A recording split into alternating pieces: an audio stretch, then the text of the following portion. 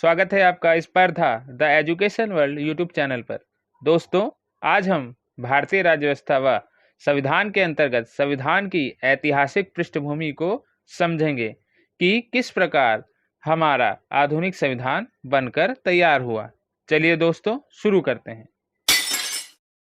दोस्तों, यदि हम संविधान के ऐतिहासिक पृष्ठभूमि की बात करें तो इसकी शुरुआत मोटे तौर पर अंग्रेजों के भारत आगमन से होती है। अंग्रेज भारत में एक व्यापारी के रूप में आए और अंततः एक शासक के रूप में यहाँ से गए। व्यापारी से शासक बनने की इस प्रक्रिया के अंतर्गत उन्होंने भारत के राजनैतिक, सामाजिक, आर्थिक व सांस्कृतिक पहलुओं को प्रभावित किया। सर्वप्रथम उन्होंने इन पहलुओं को समझा और फिर उसके बाद उन्होंने इनके अंदर जो खामियां थीं उनको पकड़कर उन खामियों के माध्यम से भारतीयों को कहीं न कहीं अपने अनुसार चलने के लिए विवश किया। हालांकि भारतीय, या यूं कहूं कि कुछ भारतीय उनके अनुसार चले, लेकिन यदि समस्त भारत की बात की जाए तो उन्होंने इनके खिलाफ एक उग्र आंदोलन शुरू किया, जिसमें क्रांतिकारी गतिविधियों को भी जगह मिली। दोस्तों, यदि हम भारतीय संविधान के संवैधानिक विकास को देखें तो इसे दो चरणों में समझा जा सकता है।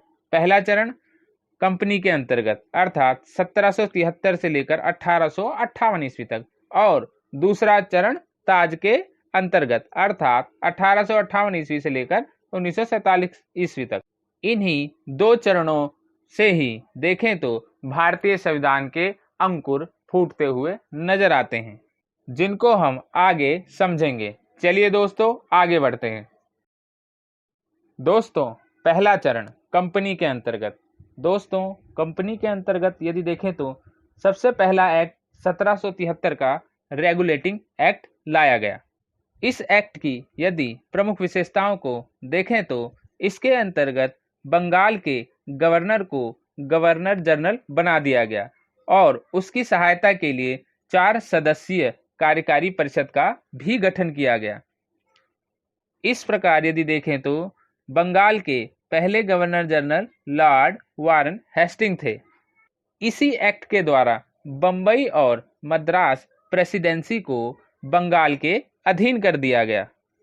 इसी एक्ट में कलकत्ता के फोर्ट विलियम में एक उच्चतम न्यायालय की स्थापना की गई, जिसमें एक मुख्य न्यायाधीश व 3 अन्य न्यायाधीश थे। यदि न्यायाधीश को देखें तो दोस्तों, इस रेगुलेटिंग एक्ट 1773 की कमियों को दूर करने के लिए ब्रिटिश संसद ने एक संशोधित अधिनियम 1781 में पारित किया, जिसे एक्ट ऑफ सेटलमेंट के नाम से भी जाना जाता है। इसके बाद एक अन्य महत्वपूर्ण अधिनियम पिट्स इंडिया एक्ट 1784 में अस्तित्व में आया, जिसे हम आगे देखेंगे। चलिए दोस्तों, चलते हैं। दोस्तों, कंपनी के शासन के अंतर्गत दूसरा जो महत्वपूर्ण एक्ट लाया गया वह 1784 का पिट्स इंडिया एक्ट था। इस एक्ट के अंतर्गत कंपनी के राजनीतिक और वाणिज्यिक कार्यों को अलग अलग कर दिया गया। इसी एक्ट के अंतर्गत बोर्ड ऑफ कंट्रोल और बोर्ड ऑफ डायरेक्टर्स का गठन किया गया और यहीं से द्वैध शासन का प्रारंभ हुआ। इस एक्ट के माध्यम से गवर्नर जनरल को प्रांतीय गवर्नर को हटाने का अधिकार भी दे दिया गया। यदि हम बोर्ड ऑफ कंट्रोल को देखें तो इसके अंतर्गत ब्रिटिश संसद द्वारा नामित एक व्यक्ति होता था, जिसकी समय सीमा 6 वर्ष थी। और यदि हम बोर्ड ऑफ डायरेक्टर्स को देखें तो इसके अंतर्गत कंपनी के फाउंडर मेंबर्स थे। दोस्तों, कंपनी के शासन के अंतर्गत तीसरा महत्वपूर्ण एक्ट 1813 का चार्टर एक्ट था। इस एक्ट के अंतर्गत कंपनी के व्यापारिक एकाधिकार को समाप्त कर दिया गया, अर्थात अब कोई भी व्यापार कर सकता था, केवल चाय और चीन के साथ व्यापार को छोड़कर। इसी एक्ट के अंतर्गत शिक्षा पर प्रतिवर्ष 1 लाख रुपए खर्च करने का प्रावधान भी किया गया और इसी एक्ट के माध्यम से ईसाई मिशनरियों को भारत आने की अनुमति दी गई और अंत में इसी एक्ट के माध्यम से राजस्व नियंत्रण को 20 वर्षों तक बढ़ा दिया गया। दोस्तों, कंपनी के शासन के अंतर्गत चौथा और सर्वाधिक महत्वपूर्ण एक्ट 1833 का चार्टर एक्ट था, क्योंकि इसी के माध्यम से ब्रिटिश भारत केंद्रीयकरण की दिशा में आगे बढ़ा। इस एक्ट के अंतर्गत बंगाल के गवर्नर जनरल को भारत का गवर्नर जनरल बना दिया गया। इसी के अंतर्गत पूरी तरह से कंपनी के व्यापारिक एकाधिकार को समाप्त कर दिया गया। गवर्नर जनरल को नागरिक, विधायी अर्थात कानून बनाने की शक्ति दे दी गई। इसी के अंतर्गत ईस्ट इंडिया कंपनी को व्यापारिक निकाय के रूप में समाप्त कर विशुद्ध प्रशासनिक निकाय बना दिया गया।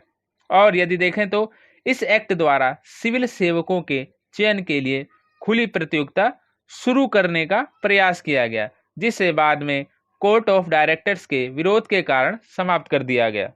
इस एक्ट के माध्यम से गवर्नर जनरल की परिषद में एक ब्रिटिश सदस्य की नियुक्ति की गई और यदि देखें तो वह ब्रिटिश सदस्य सर्वप्रथम लॉर्ड मैकाले थे, जिन्हें सैनिक शक्ति भी प्रदान की गई।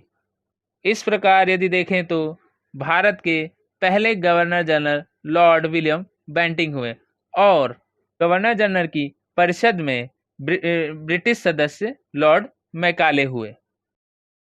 दोस्तों, कंपनी के शासन के अंतर्गत पांचवा और अत्यंत महत्वपूर्ण एक्ट 1853 का चार्टर एक्ट था।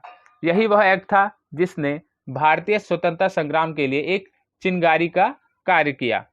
यह एक्ट सर्वप्रथम लॉर्ड डलहौजी की प्रेरणा से लाया गया था। इसी एक्ट में यह प्रावधान किया गया था कि अब कंपनी के कर्मचारियों की नियुक्ति प्रतियोगी परीक्षाओं के माध्यम से की जाएगी। इसी एक्ट के द्वारा विधायिका और प्रशासनिक कार्यों को अलग कर दिया गया। इसी एक्ट के माध्यम से कंपनी का ध्यान व्यापारिक गतिविधियों से हटकर विशुद्ध साम्राज्य विस्तार की नीति पर गया, जिसके प्रमुख उदाहरण लॉर्ड डलहौजी की राज्य हड़प नीति और लॉर्ड वेलेजली की सहायक संधि नीति थी।